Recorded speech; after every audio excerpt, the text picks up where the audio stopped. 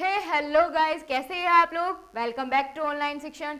दोस्तों, ये हमारी हिंदी क्लास है और आज हम पढ़ रहे हैं वर्णमाला। इससे पहले हम वर्णमाला के बारे में काफ़ी कुछ इसका हिस्सा पूरा पढ़ चुके हैं, जैसे वर्णमाला क्या होता है, इसको कितने भागों में विभाजित किया गया है, स्वर क्या होते हैं, व्यंजन क्या होते हैं, एटसेट्रा एटसेट्रा। आज हम पढ़ने वाले हैं वर्णमाला का वर्गीकरण उच्चारण के आधार पर या फिर स्वर तंत्रियों के आधार पर किस तरीके से इनको विभाजित किया गया है। ठीक है दोस्तों, तो आज की क्लास को शुरू करने से पहले आपको मुझे इन दो क्वेश्चन के जवाब देने होंगे, क्योंकि ये चीजें मैं आपको पढ़ा चुकी हूँ। तो दोस्तों, आप मुझे बताइए कि स्वर किसे कहते हैं। आपके सामने 4 ऑप्शन है, जिनका उच्चारण लघु और गुरु में होता है, क्या उन्हें स्वर कहते हैं, या जिनका उच्चारण बिना अवरोध अथवा विघ्न या बाधा के होता है उन्हें स्वर कहते हैं, या फिर जिनका उच्चारण स्वरों की सहायता से होता है, या फिर जिनका उच्चारण नाक और मुंह से होता है। इनमें से आपको सही ऑप्शन चुनना है और कमेंट बॉक्स में मुझे बताना है। अगला क्वेश्चन आपके लिए है, जिनके उच्चारण में दीर्घ स्वर से भी अधिक समय लगता है वे कहलाते हैं क्या मूल स्वर, प्लुत स्वर, संयुक्त स्वर या फिर अयोगवाह। तो दोस्तों, आपके सामने 2 क्वेश्चन हैं, इन दोनों के सही जवाब आपको कमेंट बॉक्स में देने हैं। चलिए शुरू करते हैं आज की क्लास। दोस्तों, आपके एग्जाम में बहुत ज्यादा क्वेश्चन इसी चैप्टर से बनते हैं, तो आपको बहुत ध्यान से पढ़ना है और बहुत पक्का आपके एग्जाम में यहाँ से क्वेश्चन बनने वाला है। सबसे पहले हम जानेंगे स्पर्श व्यंजन। यहीं से शुरुआत करते हैं। क्या होता है स्पर्श व्यंजन? जिन व्यंजनों का उच्चारण करते समय हवा कंठ, तालु, मूर्धा, दांत या ओठों को स्पर्श करके मुख से बाहर निकलती है, यानी इन सब को छू के बाहर निकलती है, तो उन्हें हम स्पर्श व्यंजन कहते हैं। दोस्तों, स्पर्श व्यंजन की संख्या होती है 25। ये का से मा तक होते हैं। ठीक है, आपको टेबल के थ्रू मैं अभी क्लियर करूंगी कौन कौन से है।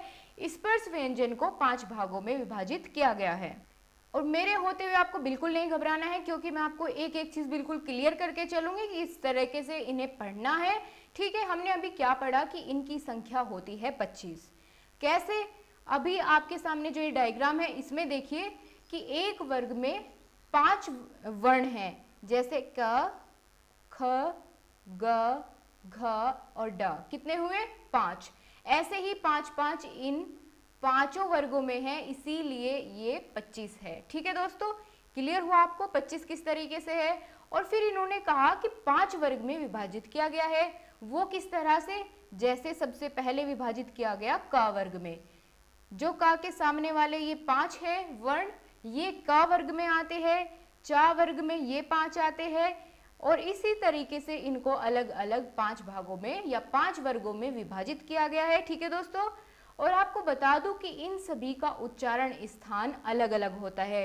ये सभी एक ही स्थान से, मुख के स्थान से उच्चारित नहीं किए जाते हैं।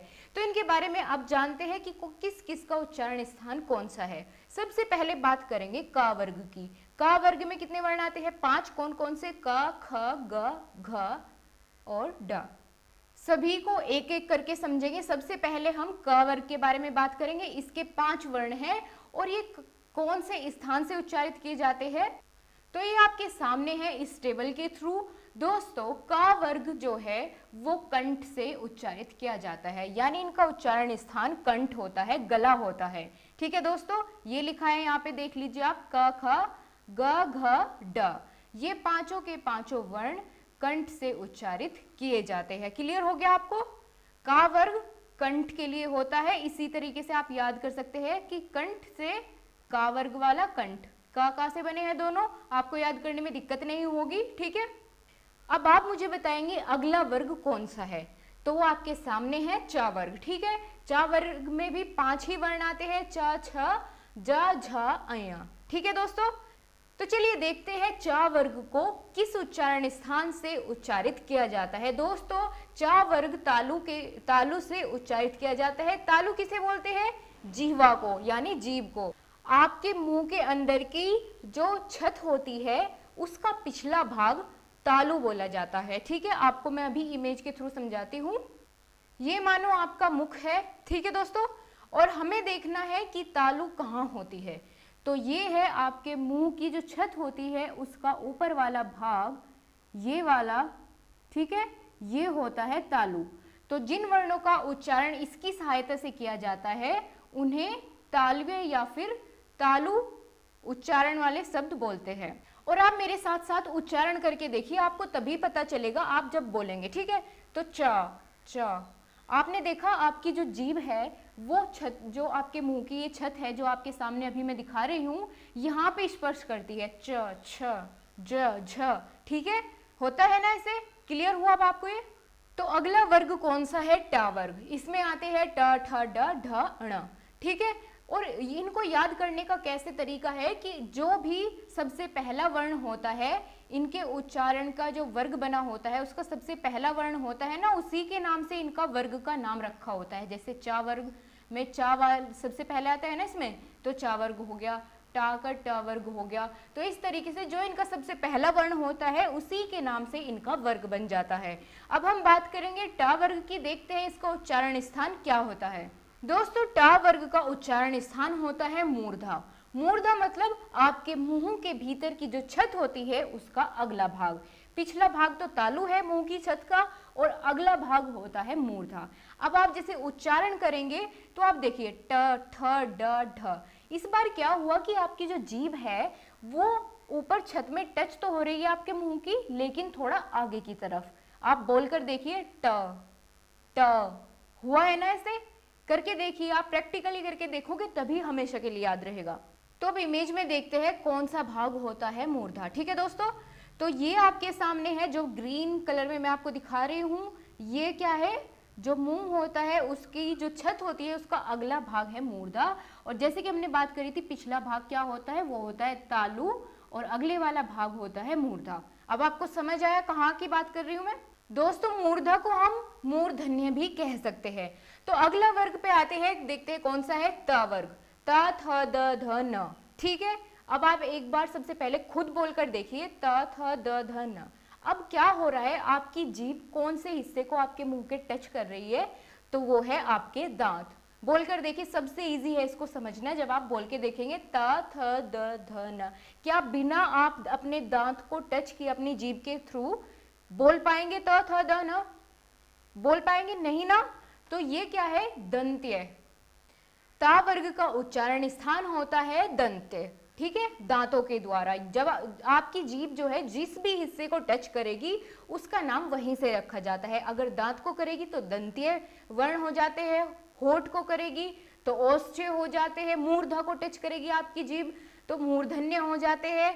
तो इसी प्रकार ता वर्ग क्या होता है? दंत्य होता है। आई थिंक अब ये तो आपको इमेज के थ्रू मुझे दिखाने की जरूरत नहीं है कि दांत कहाँ होते हैं आपके, तो सब आपको पता है, ठीक है। अब आगे बात करते हैं कौन सा वर्ग आ जाता है, जल्दी बताइए। पा वर्ग, ठीक है। पा फ ब भ म, ये 5 वर्ण होते हैं पा वर्ग के अंदर। अब आप बोलकर देखिए, इसमें आपके जो मुंह का हिस्सा है क्या मूवमेंट हो रहा है जब आप इन शब्दों का उच्चारण कर रहे हैं? प फ ब। तो इसमें क्या हो रहा है? आपके होठ, सबसे ज्यादा काम किसका है? आपके होठों के द्वारा, है ना। क्या आप बिना अपने होठों के मूवमेंट किए इनको उच्चारित कर पाएंगे? बिल्कुल नहीं। आप बोलकर देखिए, ठीक है। तो पा वर्ग होता है ओष्ठ्य, यानी होठों के द्वारा ही इनका उच्चारण किया जाता है। आई थिंक आपको अब बिल्कुल क्लियर हो गया होगा इनका उच्चारण स्थान। चलिए एक बार फटाफट से मेरे साथ रिवाइज कीजिए कि हमने अभी अभी किस तरह से सीखा स्पर्श व्यंजन के बारे में। सबसे पहले कौन सा वर्ग आता है? का वर्ग, ये वाला, ठीक है। इनका उच्चारण स्थान क्या है? कंठ्य। कैसे? कंठ्य, ठीक है। आगे आ जाता है च वर्ग। चा मतलब चालू, चालू से रिलेट करिए तालु को, आपको ये भी याद हो जाएगा। पहले तो आप वर्ग क च ट त प इस तरीके से याद कर लीजिए। 5 वर्ग है, कौन कौन से? क च ट त प। कैसे? कंठ्य। च से चालू यानी तालु, तालव्य हो गया, ठीक है। ट, इसे तो आप बोल के देख लीजिए। ट कहाँ से उच्चारित होता है? मूर्धन्य। मूर्धन्य यानी आपके मुख की छत का अगला हिस्सा जो होता है वहां से उच्चारण होता है ट वर्ग का। उसके बाद ता, ता कैसे बोला जाता है? आपके दांतों से। दांतों, आपकी जीभ जो होती है वो दांत को टच करती है तो इन वर्णों का उच्चारण उसकी सहायता से हो पाता है। उसके बाद आ जाता है पा वर्ग। पा वर्ग में आपके होठों का मूवमेंट होता है, आप उन्हीं की सहायता से इनका उच्चारण कर पाते हैं। आपको अब क्लियर हो गए 25 के 25 स्पर्श व्यंजन, आपको बिल्कुल सही तरीके से अब क्लियर हो गए होंगे, ठीक है दोस्तों। हम हमारे इस वाले टेबल में और क्या बचता है, संयुक्त व्यंजन के बारे में हम इनको अभी पढ़ते हैं। क्या होता है संयुक्त व्यंजन?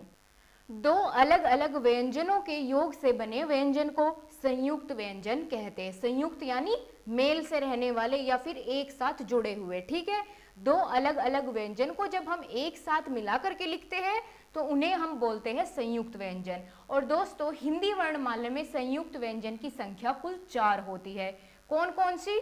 आपके सामने है क्ष, त्र, ज्ञ और श्र, ठीक है। ये 4 व्यंजन होते हैं जो संयुक्त व्यंजन होते हैं और आपके एग्जाम में मोस्ट रिपीटेड क्वेश्चन है, बार बार पूछा जाता है, आपको बहुत ध्यान से समझना है। और कौन कौन से वर्ण ऐसे हैं जिनसे मिलकर ये बने हैं वो भी आपके एग्जाम में पूछा जाता है, तो आप ध्यान से समझिएगा। क और श इससे मिलके बना होता है क्ष, ठीक है। ये इसके नीचे क्या लगा हुआ है काके? ये है हलंत, यानी आधा का बना हुआ है ये, ठीक है। समझ आ रहा है आपको? समझ आया? आगे चले, ठीक है। क्ष बन गया। अब त्रिशूल जो होता है उसकी बात करें तो आधा त और रा को मिलकर ये पूरा बनता है त्र, ठीक है। जैसे त्रिशूल हम लिखते हैं तो उसमें यूज किया जाता है इसका, ठीक है दोस्तों। अब आगे बात करें ज्ञ की, तो जा, आधा जा और अय्या, इसको मिलकर के ये बनता है। और श्रमिक, श वाले श्रमिक की बात करें तो ये श, आधा और रा को मिलकर ये वाला संयुक्त व्यंजन बनता है। आपको क्लियर हो गया? इसका प्रयोग किसमें किया जाता है? अक्षर, ठीक है। इस तरीके से हम लिखते हैं इसे। त्रिशूल, ज्ञानी, श्रमिक, इस सब का आप एग्जाम्पल भी लिख सकते हैं जब आप एक्सप्लेन करेंगे आपके एग्जाम में। हमने क्या सीखा कि जब 2 या 2 से अधिक व्यंजन एक साथ में मिलकर एक व्यंजन बन जाता है उनका, ठीक है, 2 व्यंजनों के योग से एक व्यंजन बन जाता है, उसे हम संयुक्त व्यंजन कहते हैं। इनकी संख्या 4 होती है। अच्छा ठीक है, अब आगे चलते हैं। बात आती है उत्क्षिप्त व्यंजन की। क्या होता है दोस्तों? उत्क्षिप्त का अर्थ होता है फेंका हुआ। जिन व्यंजनों के उच्चारण में जीभ का अग्रभाग यानी अगला भाग, जिसे हम मूर्धा बोलते हैं, मूर्धा को स्पर्श करके झटके से वापस आती है। कौन? आपकी जीभ। आपकी जीभ जब मूर्धा को यानी मुंह की छत के अगले वाले भाग को स्पर्श करके झटके से वापस पीछे जाती है तो उन्हें उत्क्षिप्त व्यंजन बोलते हैं। हिंदी वर्णमाला में उत्क्षिप्त व्यंजन को ही ताड़नजात या द्विगुण व्यंजन भी बोला जाता है और इनकी संख्या होती है 2। कौन कौन से? ड और ढ। क्या होता है? आपकी जीभ एकदम से ऊपर वाले जो छत का हिस्सा है उसको टच करके और एकदम वापस आती है। ड, ढ बोल करके देखिए, ठीक है, आपको बिल्कुल क्लियर हो जाएगा क्या होता है इसका अर्थ। फेंका हुआ। उत्क्षिप्त का मतलब फेंका हुआ, यानी आपकी जीभ क्या होती है? एकदम से ऐसे फेंकती है झटके से, ठीक है। आपके जो मुंह का ऊपर वाला हिस्सा है मूर्धा, उसको स्पर्श करके जब झटके से वापस फेंकती है या वापस आती है तो उन व्यंजनों को उत्क्षिप्त व्यंजन बोला जाता है। इनकी संख्या 2 होती है, ड, ढ। समझ आ गया आपको? बिल्कुल क्लियर है। चलिए अब आज का लास्ट टॉपिक है पार्श्विक व्यंजन। ये क्या होते हैं? हिंदी वर्णमाला में पार्श्विक व्यंजन की कुल संख्या 1 होती है। तो दोस्तों पार्श्विक व्यंजन की संख्या कुल 1 होती है। कौन सा होता है वो? ल। अब इसके पीछे रीजन समझते हैं कि पार्श्विक व्यंजन क्यों बोला जाता है इसे। इसमें क्या होता है, जो आपका मुख द्वार है यानी मुंह है, वो जब हम ल का उच्चारण करते हैं तो बिल्कुल बंद हो जाता है सामने से, मुख द्वार यानी सामने से, और हवा होती है जो मुख की वो दोनों तरफ से निकलती है यानी साइड में से निकलती है।